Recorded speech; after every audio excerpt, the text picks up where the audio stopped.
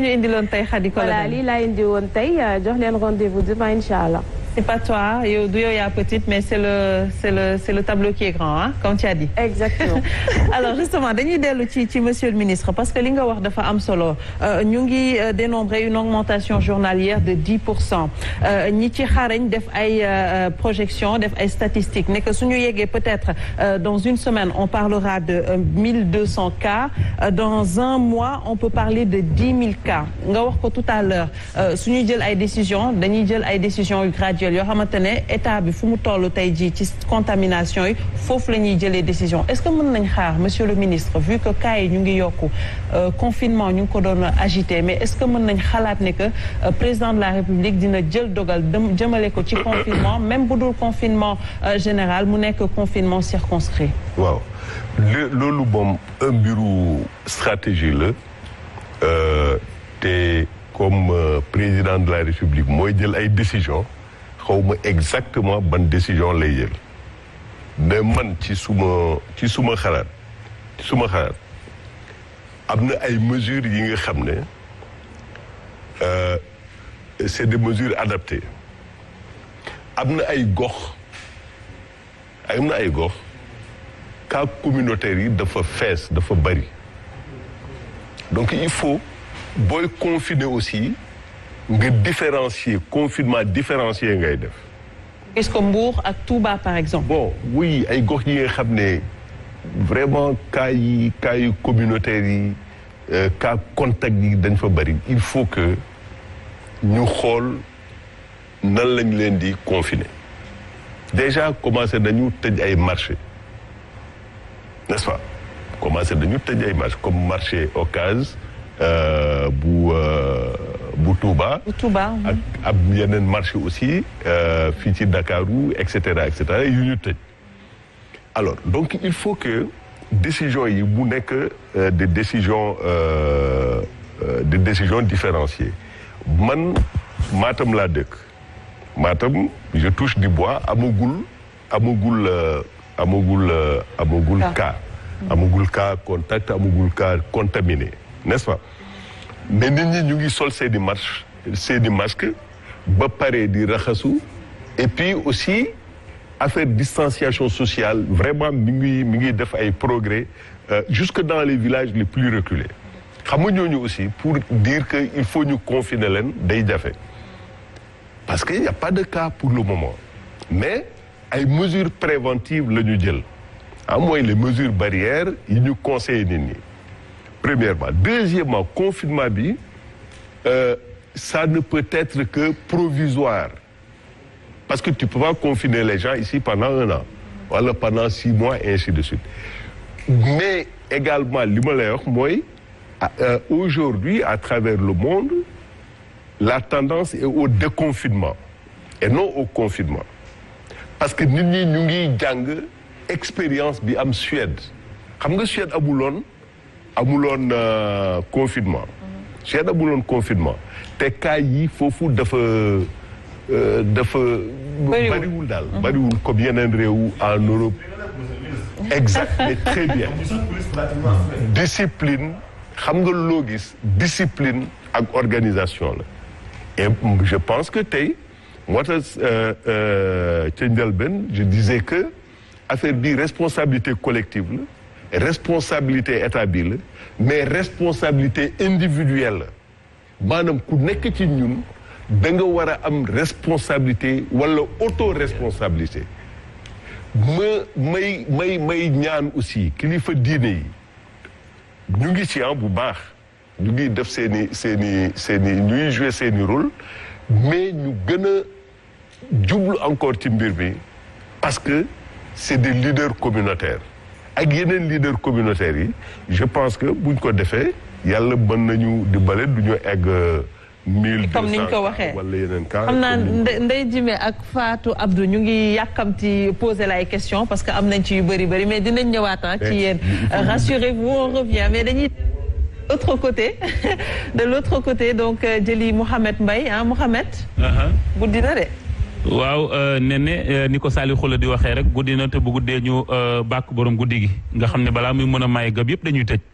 ñu daal di ko tàntal yonent bi sallallahu alayhi wa sallam wax naa la sànq nag ki ñu invité dem na ba Medinatul Munawwara jàkkaarloog rawdu yonent bi sallallahu alayhi wa sallam bàkk ko kañ ko ay ca sàmb yow rek laay déglu mbuub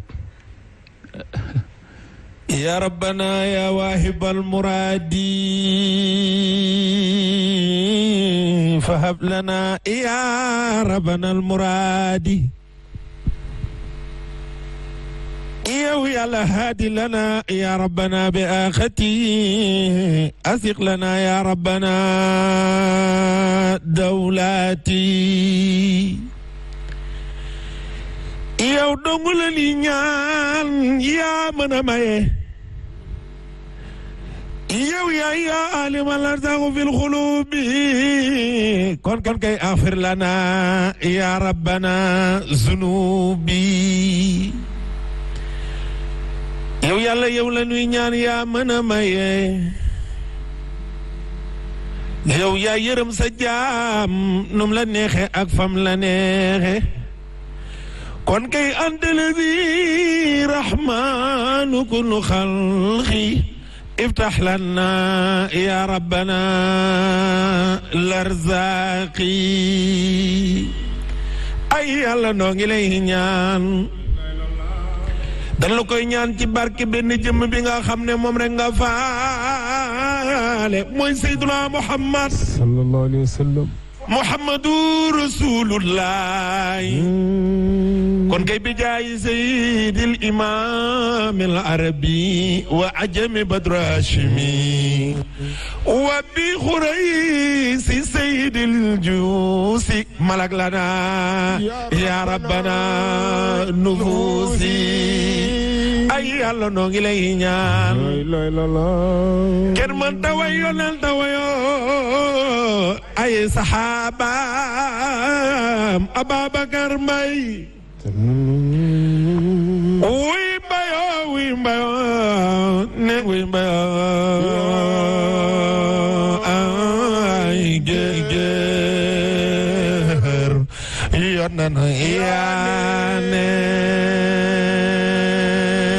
xaway ay waay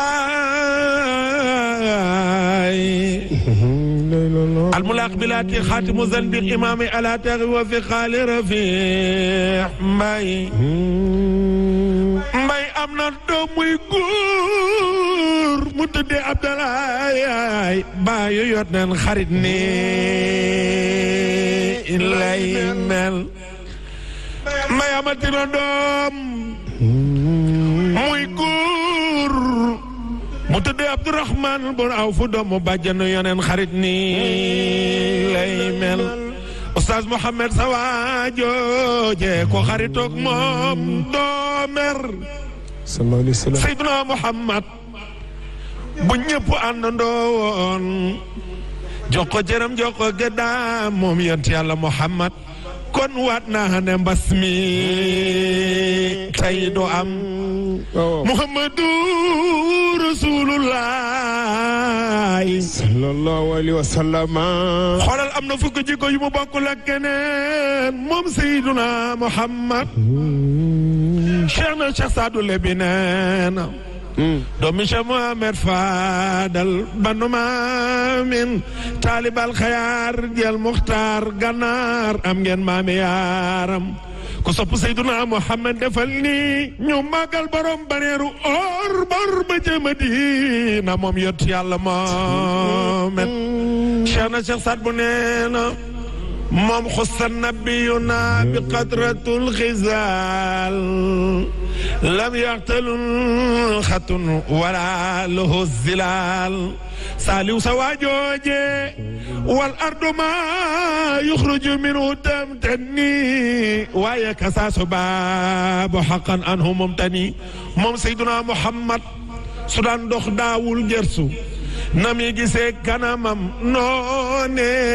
la yàlla tàggatee gannaaw ga man xalfoo yara kama yaral amaam waaye bu ma sànni nelaw bët yaay gëma waaye xol ba du nelaw tanaamu ay na woo وقلب لا ينام سيدنا محمد سنواجي لم يتسواب خط وهو سابه ولد المقتونا إليه تابعا تعرفه تعرفه أي تعرفه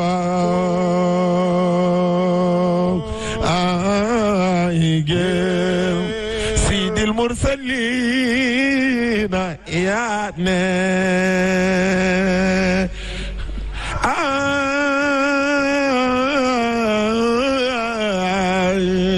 déggal góor gi ci saalixiina nee na inni uhibbu rasulallahi sayyiduna xanaa xamoo ne boo bëggee sayyiduna Muhammad boo dee tabbi aljana araam na ci sawara mu lakk xol bu bëgg yoon ci yàlla Muhammad aj Mansour sa waa jooje nga siyaare ci baytillaahil haraam boo demee ba tiim ko cawraw dom boobee alaaji Muhammad loo gëmmentu loo noonu loo tayeel loo am ci force boo fa toogee tuuti caraw doom boobee da ngay gëmmentu mel ne koy nelaw ndax maa bay na min darixin wa habli yakamu yonent bi nee na rawdatun min riyaadatil janna moom sayyiduna Muhammad déggal góor gu baax bi Seydi Aji Malik borom parasol bi oobee du ragal tàngaay junjula bàyyi Sëriñ Babacar borom bone gaare borom manto bi borom sacré yàlla be Sëriñ Babacar si ndar bi Seydi Aji Malik ay baay Alaaji Abdou Si Malik góor gi nga xam ne bu réew mi mësaana tollu ci jamono yi ñu ne dem leen déglu ci Dabaax Malik Alaaji Abdu nee na waxasil dawaaman matxanu batwaashi min tanaalu lazi tabxi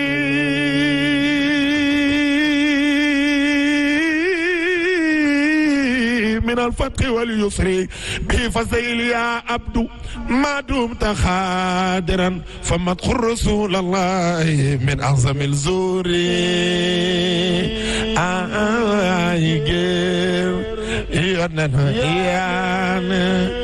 waaye góor gu tuuti kaala wo ba dee feeñ gàddu fal ko maanaam alquran dëkk fii ci penku bi nunu koy woowe Sëriñ Bamba balay sa buri Sëriñ Mbàkke maaram rakk la ci Mamor Jaara kookoy Sëriñu Cerno Ibrahima Mbàkke ndaamal daaru Sëriñu Seex Isaa Jenn borom njenne la gan Sëriñu Seex Samba Jaara Mbay borom baax Masamba Jaara ma gërëm sama sëriñ dama xorom way wi ma way ci waa këram mu am ngërëm te am xorom yasuru rasulallahi atibe mawlidi yadumu lana bisan yawe xëy kon bu yowmal xiyaame xam naa ne ko ànd ak nabi doo perte xayrul anbiyaay waajanga Madina di nelaw ana ku fi gën a bëgg Rasulullah yéen def leen ma ni ñu màggal yonel wax leen ay waay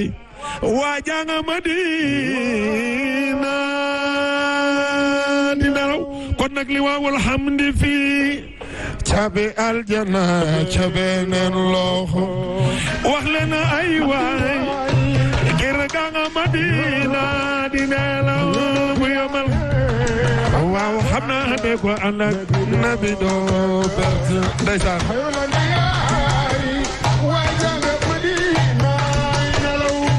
bilay Mamadou kay ñaale noo xayrul anbiya ñëwal jàlleenu wax leen ay waay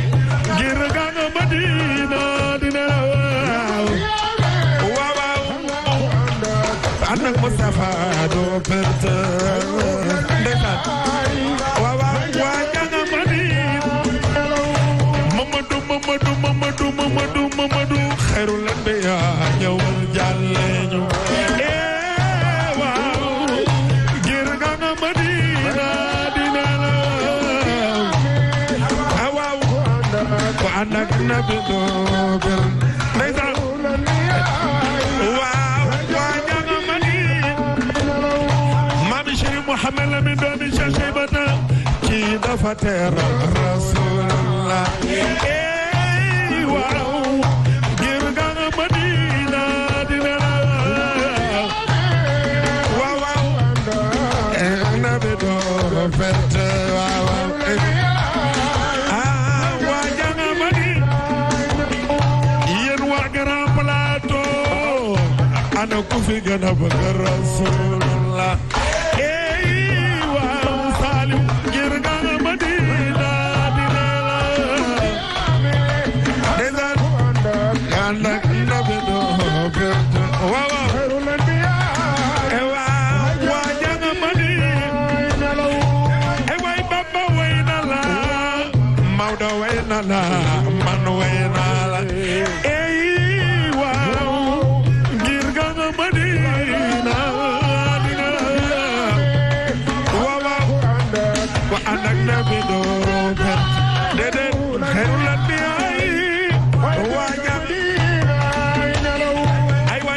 liwaamul hamdi fii caabi aljana caabi nello wax leen ay waay waa janga Madina dina esa ko ana nabi doo perte waaw ay waay soppay Saliou Khoule soppay Oustaz Mohamed Maminana ay dara kanara sama banga Madina dina waaw naa ko ànd ak nabi doo ay waay xayrul anbiya ngir nga Madina su ko defee liwaawul hamdi fii caabi aljana caabi nello tabarakallah gis nga Mamadou lii de la ibbee nga xam ni lu guddi gi gën a dem rek nga xam ni nabee borom bu ko defee nee na Aïcha ma daal di la delloo daal di nuyu monsieur le ministre bu baax a baax bu ñu demee ba ci kanam rek Mansour ñu bàkk sa waajo borom Medinatul Munawwara incha allah bi passé de